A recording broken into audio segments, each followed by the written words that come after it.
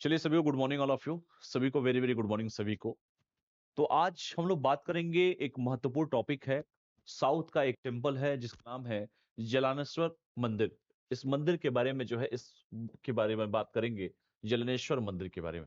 ठीक है। तो ये जलनेश्वर मंदिर, चूंकि अगर इसके बारे में हम चर्चा करें, काफी इस समय चर्चा में है और तमिलनाडु में चूंकि स्थित है ये। ठीक है।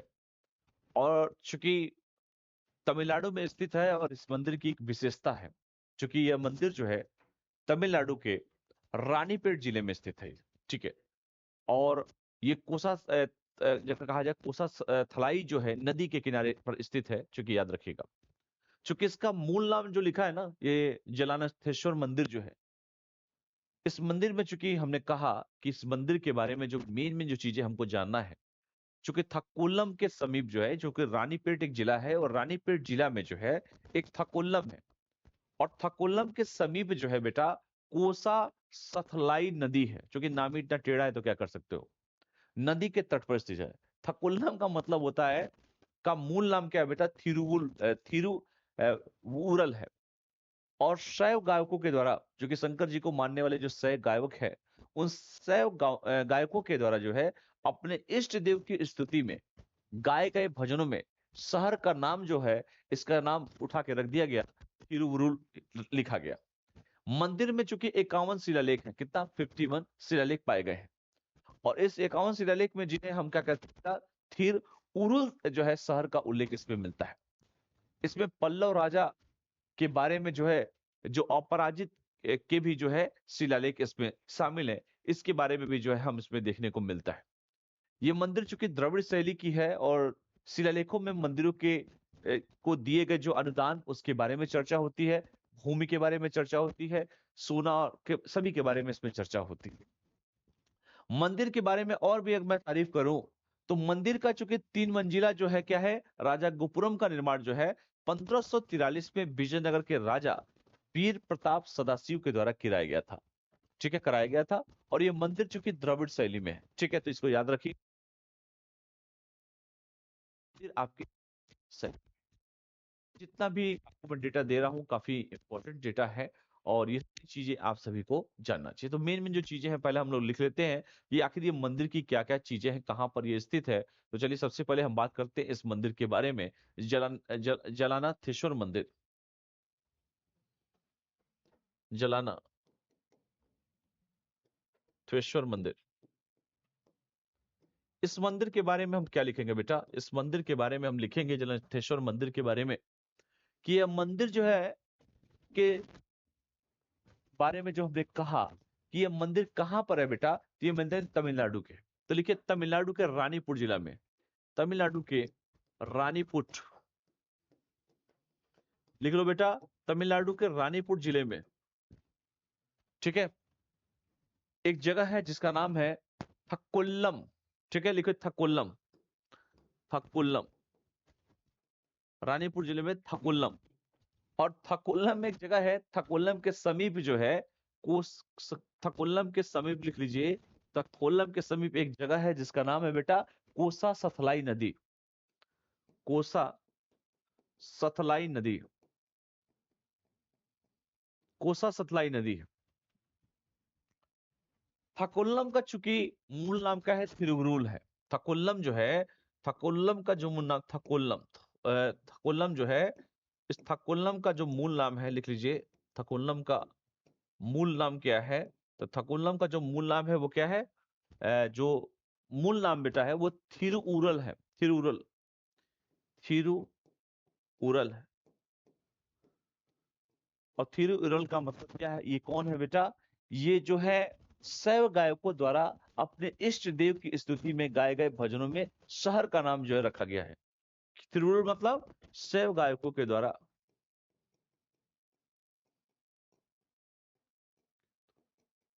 लिख लीजिए, शैव गायकों के द्वारा अपने इष्ट देव की स्तुति में,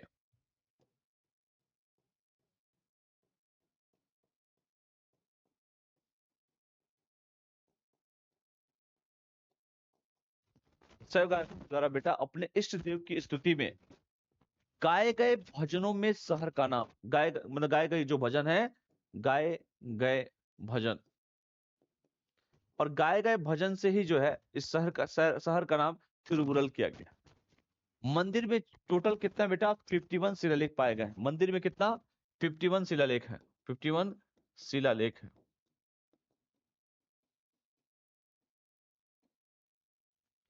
मंदिर में बेटा 51 क्या है शिलालेख पाए गए हैं, और जिनमें किसका उल्लेख मिलता है बेटा, थिरुउरल शहर का उल्लेख मिलता है। थिरुउरल शहर का उल्लेख मिलता है।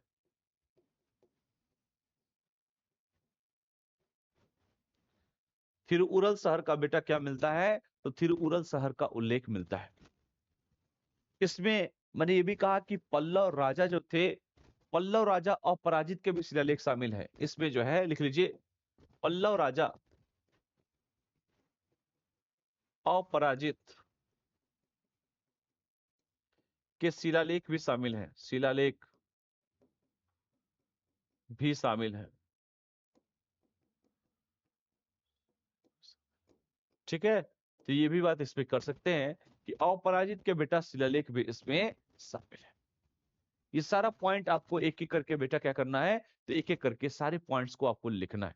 ठीक है, ये सारी जो चीजें हमने आपको बात की, चूंकि इसके हर मुद्दे पर हमने बात किया। मंदिर की चूंकि वास्तुकला की अगर बात करें तो द्रविड़ शैली है। जो मंदिर की जो वास्तुकला है बेटा वो द्रविड़ शैली में है, और इस शैली की शुरुआत चूंकि 8वीं शताब्दी में पल्लव राजाओं द्वारा मानी जाती है। ठीक है, क्योंकि आप सभी जानते हैं कि चोल का जो काल होता था, उस चोल काल में द्रविड़ शैली अपने एक्सट्रीम लेवल पर थी, चरम बिंदु पर थी, तथा विजयनगर काल के बाद से यहां पर क्या हुआ, ह्रास होना चालू हो गया। देखिए मंदिर की जो वास्तुकला है, लिख लीजिए इसी में, जो मंदिर की जो वास्तुकला है द्रविड़ शैली है। लिखिए मंदिर की वास्तुकला क्या है बेटा, द्रविड़ शैली। मंदिर की वास्तुकला क्या है बेटा, तो मंदिर की जो वास्तुकला है बेटा वो द्रविड़ शैली है। और द्रविड़ शैली की जो शुरुआत हुई थी वो 8वीं शताब्दी में। लिखिए 8वीं शताब्दी में, लिख लीजिए बेटा कि 8वीं शताब्दी में पल्लव राजाओं द्वारा मानी जाती है, पल्लव राजाओं द्वारा मानी जाती है, राजाओं द्वारा मानी जाती है, पल्लव राजाओं द्वारा मानी जाती है। और ये भी मैंने कहा कि चोल काल में द्रविड़ शैली अपने चरम पर थी। लिखिए चोल काल में द्रविड़ शैली अपने चरम काल पर थी, अपने चरम पर। लेकिन जैसे ही इसमें आप जानते हैं कि विजयनगर काल के बाद से यहां ह्रासमान हो गया, विजयनगर काल के बाद ह्रास। ठीक है, तो ये सब चीजें भी इसमें इंक्लूड कर सकते हैं, क्योंकि ये क्षेत्र जो है कृष्णा नदी से लेकर कन्याकुमारी तक का है। क्षेत्र अगर बात करें तो कृष्णा नदी से लेकर, कृष्णा नदी से लेकर कन्याकुमारी तक है, कन्याकुमारी तक, कृष्णा नदी से लेकर कन्याकुमारी तक है। इस बात को भी जो है आपको इस पे लिखना है। ठीक है, तो जो मेन मेन चीजें हैं हमने इस पे संवाद किया। और चूंकि द्रविड़ शैली के अंतर्गत आप सभी जानते हैं, चूंकि एक चीज और है इसमें, इसकी जो विशेषताएं हैं, जो अगर हम बात करें कुछ विशेषताएं, जैसे प्रकार, प्रकार का मतलब चार दीवारी, इसमें गोपुरम की बात करें जिसे हम प्रवेश द्वार कहते हैं, कई चीजें हैं इसमें।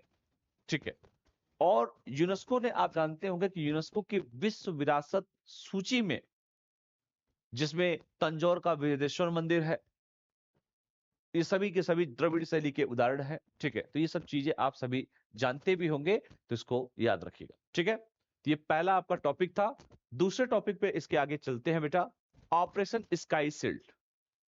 ऑपरेशन स्काई शील्ड के बारे में हम लोग अगर चर्चा करें कि बेटा ऑपरेशन स्काई शील्ड क्या है, तो अगला जो हमारा टॉपिक होगा बेटा वो होगा ऑपरेशन स्काई शील्ड के बारे में, कि क्या है ये ऑपरेशन स्काई शील्ड। अगर हम बात करें बेटा ऑपरेशन स्काई शील्ड के बारे में, तो ये जो ऑपरेशन स्काई शील्ड है, यूरोपीय यूनियन जिसने है, जिसे हम ईयू कहते हैं, ने यूक्रेन को सैन्य सहायता देने के लिए, किसको बेटा? यूक्रेन। अभी हमने यूक्रेन के बारे में आप जानते हैं कि सबसे ज्यादा हथियारों का खरीदने वाला देश है वो यूक्रेन। पढ़ाया भी था। तो ऑपरेशन जो स्काई शील्ड है, बेसिकली यूरोपीय यूनियन ने, जिसे हम ईयू कहते हैं, और ईयू ने यूक्रेन को सैन्य सहायता देने के लिए बेटा ऑपरेशन स्काई शील्ड योजना की घोषणा की। अब ये ऑपरेशन स्काई शील्ड योजना है क्या? तो ये स्काई शील्ड का मतलब इसमें ये होगा कि क्रूज मिसाइल हमलों से पश्चिमी यूक्रेन की रक्षा करना। और इससे होगा क्या, क्या रणनीति वो बनाएगा? तो रणनीति ये होगा कि ईयू के लड़ाकू विमान जो है यूरोपीय एयरबेस से उड़ान भरकर यूक्रेनी वायुसेना के साथ समन्वय करके काम करेंगे। बात समझ में आया ना? तो मेन है कि इस बार ईयू भी फार्म में है, और ईयू है इनकी मदद भी यूक्रेन की मदद कर रहा है। ठीक है, तो ईयू क्या कर रहा है बेटा? ईयू जो है यूक्रेन की मदद भी इस बार कर रहा है। ठीक है, तो ये भी चीजें आप सभी को चूंकि इसमें जानना है, जो मेन चीजें हैं मैं आपको बता देता हूं इसमें। तो ईयू जो मैंने कहा कि ऑपरेशन जो स्काई शील्ड, लिखिए operation sky shield, operation sky shield.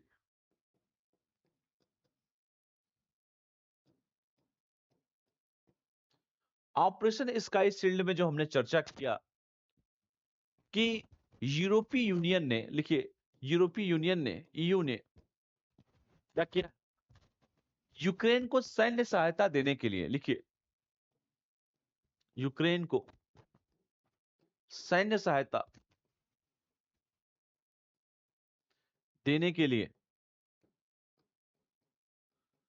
Ukraine को बेटा सैन्य सहायता देने के लिए ऑपरेशन स्काई शील्ड योजना की घोषणा की है। ठीक है, ये जो ऑपरेशन जो है, ऑपरेशन स्काई शील्ड की घोषणा की है। पहली बात तो यही हो गया। और मैंने कहा इसका काम क्या है? तो इसका काम है बेटा क्रूज मिसाइल हमलों से, लिखिए इसका काम क्या है, कार्य क्या है? क्रूज मिसाइल हमलों से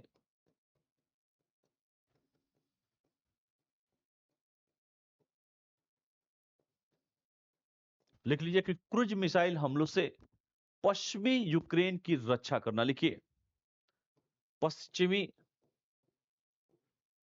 यूक्रेन की रक्षा करना, यह भी काम लिख लीजिए। और इसके लिए रणनीति क्या है? तो रणनीति यह है कि ईयू के लड़ाकू विमान, लिखिए ईयू के लड़ाकू विमान जो है, जो बेटा ईयू के जो लड़ाकू विमान है, वह यूरोपीय एयरबेस से उड़ान भरकर, लिखिए यूरोपीय एयरबेस से उड़ान भरकर, उड़ान भरकर क्या करेंगे बेटा? तो यूरोपीय एयरबेस से उड़ान भर के यूक्रेनी यूक्रेनी जो वायुसेना है, उस वायुसेना के साथ क्या करेंगे? कोऑर्डिनेशन करेंगे। यूक्रेनी वायुसेना के साथ समन्वय करेंगे, समन्वय। ठीक है, तो ये है ऑपरेशन स्काई शील्ड। तो इसको याद रखिएगा, ये काफी इंपॉर्टेंट, चूंकि अगर आपसे पूछ दे तो ये याद रखिएगा ऑपरेशन शील्ड क्या काम करता है। तो ऑपरेशन शील्ड है जो मैंने कहा कि ईयू क्या करेगा, वो मदद करेगा। वो किसका करेगा? वो करेगा यूक्रेन का। ठीक है, तो ये सारी चीजें आप सभी को जानना चाहिए। ठीक है, तो ये सारी चीजें देख लीजिएगा इसको। अगला जो टॉपिक है बेटा कि लखनऊ में जो है, यहाँ पे देख सकते हैं कि लखनऊ उत्तर प्रदेश में जो है कुंभ जो है 2025 का समापन किया गया। अब ये क्या है, इसके बारे में थोड़ा सा हम लोग चर्चा कर लें कि लखनऊ में जो है, जो मैंने कहा कि लखनऊ जैसे शहर में जो है, चूंकि लखनऊ प्रदेश की राजधानी है, उत्तर प्रदेश की राजधानी है, और लखनऊ में मैंने कहा कि जो कुइमा का मतलब ये होता है कि council of Asia, council of Asia, और आई फॉर इंडस्ट्रीज एंड क्या, emerging, I for industries and emerging, और क्या है, मार्केट जो है अलायंस, उसी का सम्मेलन समापन हुआ है। और इसका आयोजन किया गया है लखनऊ में। एक इंस्टीट्यूट है जिसका नाम है अंबालिका इंस्टीट्यूट ऑफ टेक्नोलॉजी में जो है इसका समापन हुआ है। ठीक है, तो मैंने कहा कि लखनऊ में हुआ है, क्योंकि नवाबों का शहर है लखनऊ, और मुस्कुराइए आप उत्तर प्रदेश में है। ठीक है, यह जो है बेसिकली काम क्या करेगा, इस पे चर्चा क्या क्या की गई है। तो इस पे बेटा चर्चा ये हुआ है लखनऊ वाले में, इसमें सम्मेलन में स्टार्टअप इकोसिस्टम की बात की गई है, नवीनतम तकनीकों की बात की गई है, डिजिटल परिवर्तन और हरित ऊर्जा की बात की गई है, और इसका सबसे बड़ा मेन रीजन इसका ये था, ये एशियाई देशों के उद्योगों और नवाचार क्षेत्र को बढ़ावा देने के उद्देश्य से इसे आयोजित किया गया था। कहाँ किया गया है? लखनऊ में किया गया है। तो लिख लिया जाए इसको। तो आइए एक एक करके जो है इसके मेन हम मुद्दे पर जो है आते हैं। लिखिए, जो सम्मेलन, बड़ा टेढ़ा नाम है इसका, इस सम्मेलन का नाम जो है बेटा, उसका नाम है COAI। लिखो COAI MEA। ठीक है, यम EMA है, सॉरी EMA है, EMA है, EMA। ठीक है, 2025। जहां पर CO के मतलब क्या है, तो लिख लीजिए काउंसिल ऑफ एशियन। लिखिए काउंसिल ऑफ एशियन, ऐसे लिखिए council of Asian, council of Asian industry and emerging. लिखिए industry and emerging, industry and emerging क्या, मार्केट अलायंस। लिखिए मार्केट अलायंस,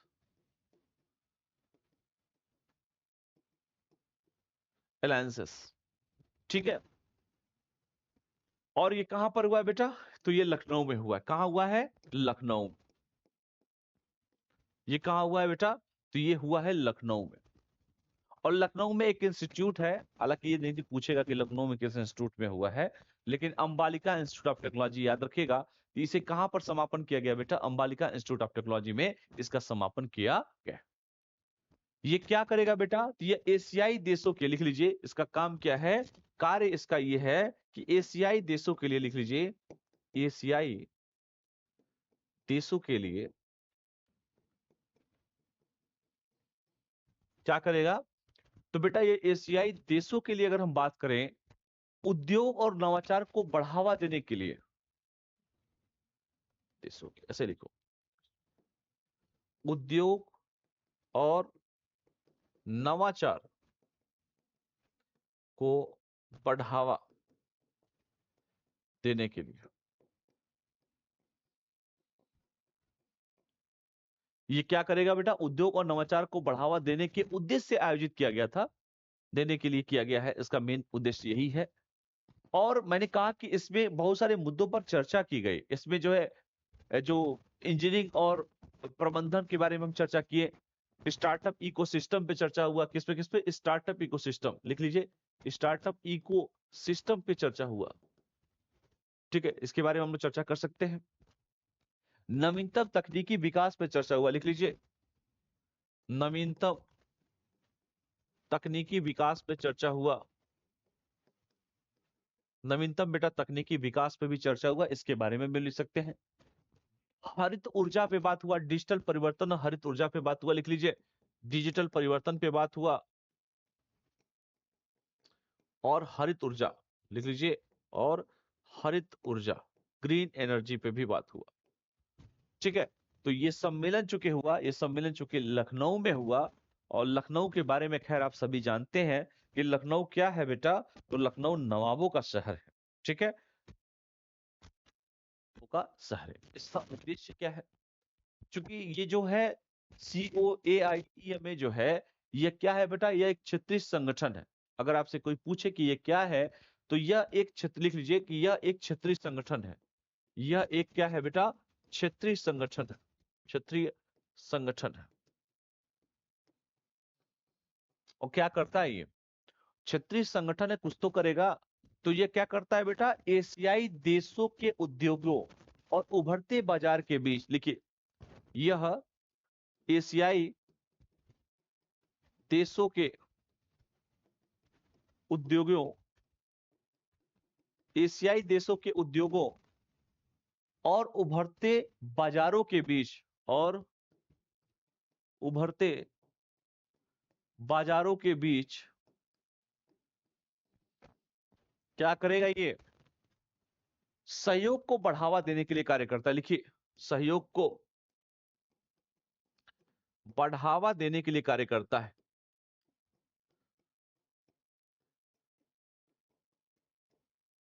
कार्य करता है।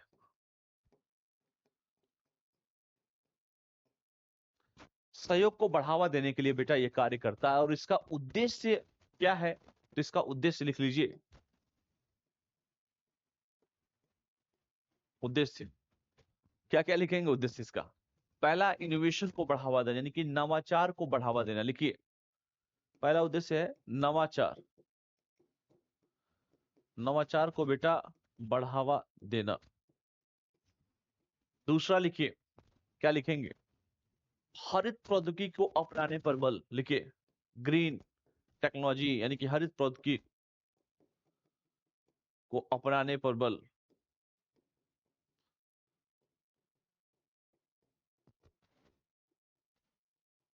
तीसरा लिख लीजिए, उद्योगों के डिजिटल की प्रक्रिया को तेज करना। लिखिए, उद्योगों के डिजिटलीकरण की प्रक्रिया को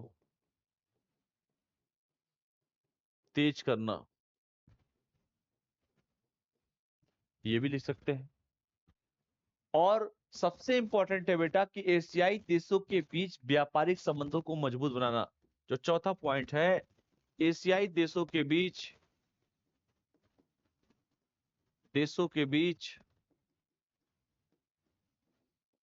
व्यापारिक संबंधों को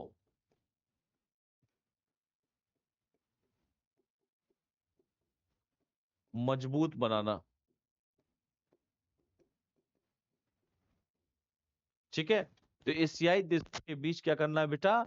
इसके व्यापारिक संबंधों को क्या करना? तो व्यापारिक संबंधों को बेटा मजबूत बनाना, इसकी भी चर्चा की गई है। ठीक है, तो ये सभी के बारे में क्या करना है बेटा? इन सभी के बारे में आप सभी को अच्छे से जानना है। ठीक है, तो ये देख लीजिए, तो इसको लिख लीजिए, लिखना हो तो नोट डाउन कर लीजिए आप सभी।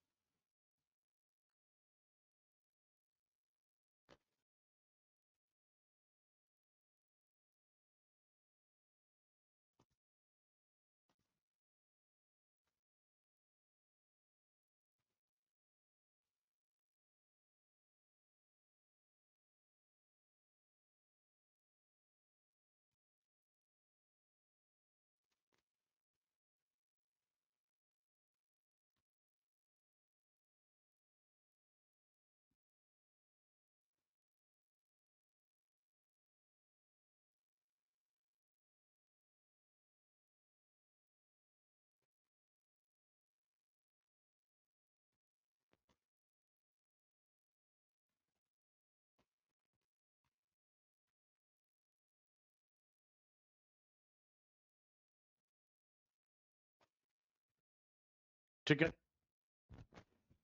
तो हमने मेन मुद्दे पर बात किया, और कई सारे पहलुओं पे भी हमने बेटा बात किया। ठीक है, तो इन चीजों को भी हम लोग को लेकर चलना है। अगला जो टॉपिक है, टॉपिक पे देख लेते हैं। जो मेन मेन हमारा टॉपिक जो था, उस टॉपिक के बारे में थोड़ा सा हम लोग चर्चा कर लेते हैं। भले इसको लिख लीजिए आप सभी, और उस टॉपिक पे बेटा हम लोग चर्चा करते हैं। ठीक है,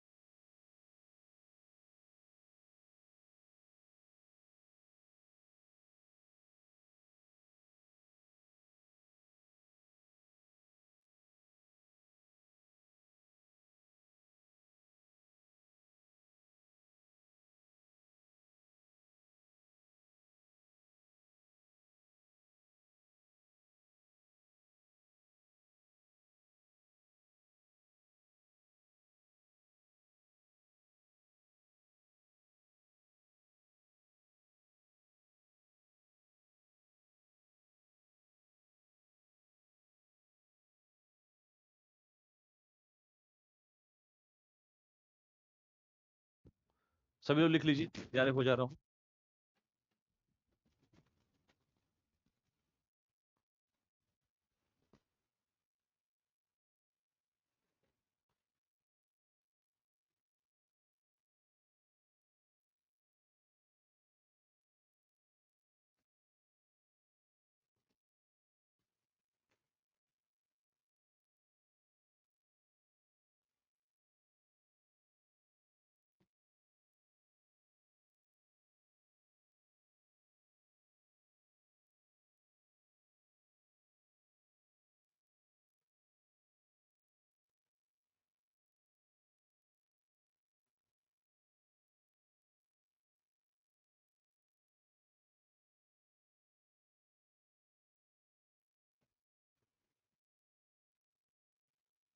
चलिए लिख लिया आप लोगों ने। अगले अगर हम मुद्दे पर बात करें, अगले जो टॉपिक हमारा है उस टॉपिक पे अगर हम बात करें बेटा, तो उस टॉपिक पे जो है मेन मेन जो चीजें हैं उस मुद्दे पर बात करें, कुछ योजनाओं पे हम लोग बात कर लेते हैं। कुछ योजना जो है भारत सरकार की जो योजना है उस योजनाओं पे बात कर लेते हैं। तो चलिए सबसे पहला एक योजना जो काफी चर्चा में है और इस बार की यूपीएससी के पेपर में देखने को मिल सकता है, वो योजना योजना है कृषि अवसंरचना कोष। पढ़ा होगा इसके बारे में, कृषि अवसंरचना कोष। कृषि अवसंरचना कोष ये एक हेडिंग है और ये एक योजना है बेटा। इसी से मुद्दे पर हम लोग बात करेंगे, एक टॉपिक है ये कृषि अवसंरचना कोष। क्या है ये कृषि अवसंरचना कोष भाई? आखिर ये कृषि अवसंरचना कोष तो कोई तो उद्देश्य होगा ना इसका। क्या है ये कृषि तो ये क्या करता है कृषि अवसंरचना कोष? यह एक केंद्रीय क्षेत्र की योजना है। क्या है? लिखिए, केंद्रीय क्षेत्र की योजना है। क्षेत्र की योजना है। पहले तो ये लिख सकते हैं कि केंद्रीय क्षेत्र की योजना है। दूसरा, देश की कृषि और संरचना में, लिखिए देश की, लिख लो ऐसे, देश की कृषि और संरचना, देश की बेटा कृषि और संरचना है में मौजूद, देश की कृषि और संरचना में मौजूदा जो कमियां हैं उन और संरचना में, लिख लीजिए ऐसे, मौजूदा कमियों को दूर करना। कमियों को क्या करना बेटा? दूर करना। और दूर नहीं करिए, दूर के साथ साथ इसे निवेश जुटाना। निवेश जुटाना भी है इसमें, निवेश भी, इन्वेस्टमेंट भी जुटाइए इसमें। चूंकि 2022-23 तक इसकी अवधि थी और ये जो है इसका क्रियान्वयन एजेंसी पार्ट है। अगर इसकी क्रियान्वयन एजेंसी की बात की जाए, क्रियान्वयन एजेंसी, तो क्रियान्वयन एजेंसी कौन है बेटा? नाबार्ड। नाबार्ड क्या करता है? कृषि लोन देता है नाबार्ड। इसकी क्या है बेटा? क्रियान्वयन एजेंसी है। तो मैं इसलिए बता दे रहा हूं आप लोगों को क्योंकि हो सकता है, क्योंकि पुराना है तो ये हो सकता है क्वेश्चन आपसे पूछा जा सके। ठीक है, क्योंकि इसे जो है मई 2020 में लॉन्च किया गया था, आप सभी जानते हैं। और सरकार का जो आत्मनिर्भर भारत अभियान के हिस्से के रूप में इसे शुरू किया गया था। ठीक है, तो सारी चीजें इसमें है। आप सभी जानते हैं कि वित्तीय सहायता भी इसके माध्यम से दी जाती है। और जो वित्तीय सहायता छोटी मोटी राशि नहीं है इसमें। इसमें जो वित्तीय सहायता इसके तहत ये भी कहा गया है कि बैंक और वित्तीय संस्थान ऋण के रूप में जो है, इसमें जो है 1 लाख जो करोड़ों रुपए का क्या कर सकते हैं बेटा? प्रति वर्ष, मतलब 3% की ब्याज छूट के साथ क्या कर सकते हैं? प्रदान करेंगे। ये सब बेस में कहा गया था। लेकिन खैर, जो मेन चीज है कृषि और संरचना कोष, इसको बेटा आप जो है पढ़ के जाइएगा। इस बार के चूंकि पेपर में जो है कृषि और संरचना कोष से बेटा आपसे क्वेश्चन जो है परीक्षा में आपसे पूछा जा सकता है। दूसरा, चूंकि हम योजनाओं पे चर्चा कर रहे हैं, पीएम किसान का नाम सुना होगा।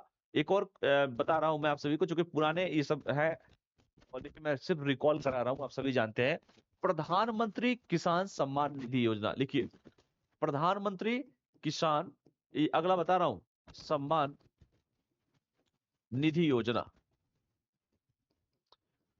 ये क्या है? ये पीएम किसान सम्मान निधि योजना। तो आप जानते हैं कि सरकार, चूंकि एक केंद्रीय क्षेत्र की योजना है और सरकार हर जो है हर जो 4 महीने पर जो है 2,000 रुपये किसानों को देती है, यानी कि साल भर में 6,000 रुपया देती है। लाभार्थी को जो है उसके डीबीटी के माध्यम से पैसा जाता है। जो भूमि धारक किसान होता है, छोटा किसान होता है, उसी को जाता भी है। और चूंकि इसलिए जाता है कि भाई अलग अलग कृषि की खरीद के लिए, उत्पादों की खरीद के लिए जो है, जो वित्तीय सहायता देने के लिए जो है किसानों को दिया जाता है। ठीक है, और चूंकि परिवार की परिभाषा में जो कि पति पत्नी और नाबालिग जो बच्चे इसमें शामिल होते हैं। और सबसे इंपॉर्टेंट है, चूंकि इसको इसीलिए दिया भी जाता है कि किसानों की क्या हो बेटा? किसानों की क्या हो? स्थिति को सुधारा जा सके।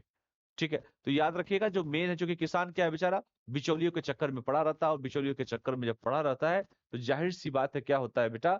वो अपनी जो है, जो उसकी जमा पूंजी है वो क्या होती है? समाप्त हो जाती है। ठीक है, तो पीएम किसान निधि योजना जो एक बस मैं रिकॉल करा रहा हूं, आप सभी पढ़े होंगे।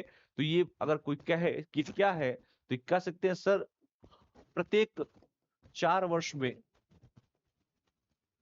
2,000 रुपया मिलता है। यानी प्रति वर्ष कितना मिलता है बेटा? तो प्रति वर्ष 6,000 रुपया, 2,000 रुपया है, लिख लो इसे। प्रत्येक 4 वर्ष में 2,000 रुपया प्रति वर्ष, 6,000 रुपये मिलते हैं। और सबसे इंपॉर्टेंट है कि योजना का जो के लाभ ये है कि इससे जो है किसानों की आर्थिक स्थिति को सुधारा जाता है। किसानों की आर्थिक आर्थिक लिख लो स्थिति को सुधारा जाता है। किसानों की आर्थिक स्थिति को क्या किया जाता है? स्थिति को सुधारा जाता है। ठीक है, किसानों की आर्थिक स्थिति को सुधारा जाता है। ये केंद्रीय क्षेत्र की योजना, लिख लीजिए। यह जो है केंद्रीय क्षेत्र की योजना है, केंद्र सरकार वहन करती है। ठीक है, याद रखिए, पीएम किसान सम्मान निधि योजना। और लाभार्थी को पैसा जो जाता है वो किसके माध्यम से जाता है बेटा? डीबीटी के माध्यम से पेमेंट, डीबीटी के माध्यम से खाते में जाता है, उसके खाते में। ठीक है, तो याद रखिएगा, चूंकि पुराना था मैंने कहा कि एक बार आप लोगों को रिकॉल करा दूं, और इसीलिए जो है काफी इंपॉर्टेंट भी है पीएम किसान निधि योजना जो है। ठीक है, तो मेन में जो चीजें थी हमने इसमें बात किया, इसमें संवाद किया। और इसी में चूंकि एक और आपने पढ़ा होगा, थोड़ा थोड़ा थोड़ा करके सब मैं बता रहा हूं, एक और योजना के बारे में मैं बता देता हूं। प्रधानमंत्री फसल बीमा योजना, लिखिए पीएम फसल बीमा योजना, लिखिए फसल बीमा योजना। अब ये पीएम फसल बीमा योजना क्या है भाई? फसलों का बीमा होता है। तो यह भी एक केंद्र प्रायोजित योजना, पहले तो लिखिए केंद्र प्रायोजित योजना, केंद्र प्रायोजित योजना, केंद्र प्रायोजित योजना है। दूसरा, बुआई के पहले से लेकर, बुआई के पहले से लेकर लिख लीजिए, बुआई के मतलब बुआई जब होता है उसके पहले से लेकर कब तक बेटा? बुआई के पहले से लेकर कटाई के बाद की अवधि तक, लिखिए कटाई के बाद की अवधि तक, कटाई के बाद की अवधि तक होता है बेटा व्यापक फसल बीमा सुरक्षा प्रदान करना, व्यापक फसल बीमा सुरक्षा प्रदान करना। ये इसका मेन काम होता है। यह योजना चूंकि भाई किसान क्या करता, अन्नदाता जो अन्न उगाता है बेचारा हमेशा कर्जे से दबा रहता है। कभी ओलावृष्टि हो जाती है, कभी मौसम के कारण उसका फसल खराब हो जाता है, तो आखिर कुछ तो होना चाहिए। तो ये योजना चूंकि किसानों की जो फसलें हैं उस फसलों की सुरक्षा करती है, किसानों के फसलों की सुरक्षा की जाती है, किसानों के फसलों की सुरक्षा की जाती है। लिख लीजिए किसानों के फसलों की बेटा सुरक्षा की जाती है, ये भी कह सकते हैं। और इसमें जो लाभार्थी होता है वो कौन होता है? बटाईदार होता है, काश्तकार होता है, किसानों सहित सभी किसान होते हैं। ठीक है, तो लाभार्थी अगर आपसे पूछे कौन बेनिफिशियरी होता है इसका, तो भाई बटाईदार होता है। मान लो कोई बटाईदार हो जाए, बटाईदार, बटाईदार जानते ही होंगे आप सभी, गांव से होंगे तो जानते होंगे। बटाईदार होता है इसमें, काश्तकार होता है, लिख लीजिए काश्तकार, बटाईदार होगा, काश्तकार, किसानों सहित सभी किसान, सभी किसान। तो ये भी याद रखिएगा, ये भी हो सकता है आपसे पेपर में बेटा आपसे पूछा जा सकता है। क्योंकि पेपर में तो कुछ भी पूछा जा सकता है, तो ये सब चीजें आप सभी को जानना भी चाहिए। ठीक है, और मैंने कहा कि चूंकि मेन मेन जो चीजें हैं आप सभी जानते हैं, किसानों की कुछ प्रीमियम होता है। और जैसे इस प्रीमियम में अगर हम, जैसे ये लिख लीजिए आप सभी, इसके बाद प्रीमियम बता देता हूं। जो बागवानी फसलें होती हैं, जो शामिल की गई जो फसलें होती हैं उसमें प्रीमियम होता है, किसानों द्वारा जो है ये दर होती है। लिख लीजिए ऐसे, ऐसे लिखिए। तो अगर प्रीमियर की बात करें तो किसानों द्वारा जो कितना प्रीमियर की दर होती है, लिख लीजिए दे प्रीमियर तो प्रीमियर की दर अगर हम लोग बात करें बेटा, तो याद रखिएगा जो प्रीमियर की दर होती है ना, वो शामिल की गई फसलें, जैसे अगर बात करें तो वाणिज्यिक और बागवानी फसलें लिखिए, वाणिज्यिक और बागवानी फसलों की बात की जाए, बागवानी फसलें, तो वाणिज्यिक और बागवानी फसलों के लिए कितना है बेटा, तो जो बीमित राशि 5%। अगर खरीफ फसलों की बात की जाए, लिखिए खरीफ फसलें, तो इसकी 2% है खरीफ फसलों का। अगर रबी फसलों की बात की जाए, रबी फसल, तो रबी फसलों के लिए बेटा 1.5% है, 1.5, 1.5%। लेकिन सरकार द्वारा भुगतान किया गया प्रीमियम अगर बात किया जाए, सरकार द्वारा, ऐसे लिखिए, सरकार द्वारा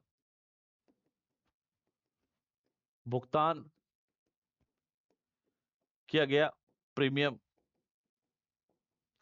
तो इसमें बेटा कह सकते हैं कि 90% पूर्वोत्तर राज्य के लिए, लिखिए पूर्वोत्तर राज्य के लिए पूर्वोत्तर राज्य के लिए 90%, और 50% बेटा अन्य राज्यों के लिए। 50% कौन? अन्य राज्यों के लिए। पूर्वोत्तर के लिए 90%, 50% अन्य राज्यों के लिए, अन्य राज्यों के लिए। तो ये सभी पॉइंट को क्या करना है बेटा, इन सभी पॉइंटों को इसमें इंक्लूड करते हुए चलना है, ठीक है। तो जितना भी मैं इसमें बताया, इसमें जो है मेन जो चीजें थी, हमने इस प्रीमियम के बारे में हमने चर्चा किया, हमने बात किया, हमने संवाद किया। तो इसको भी बेटा अच्छे से जो है आप इसको नोट डाउन कर लीजिएगा, ठीक है। तो ये देख लीजिए, किसानों द्वारा जो प्रीमियर की दर होती है वो वाणिज्यिक और बागवानी फसलों के लिए 5% है, खरीफ के लिए 2% है, और रबी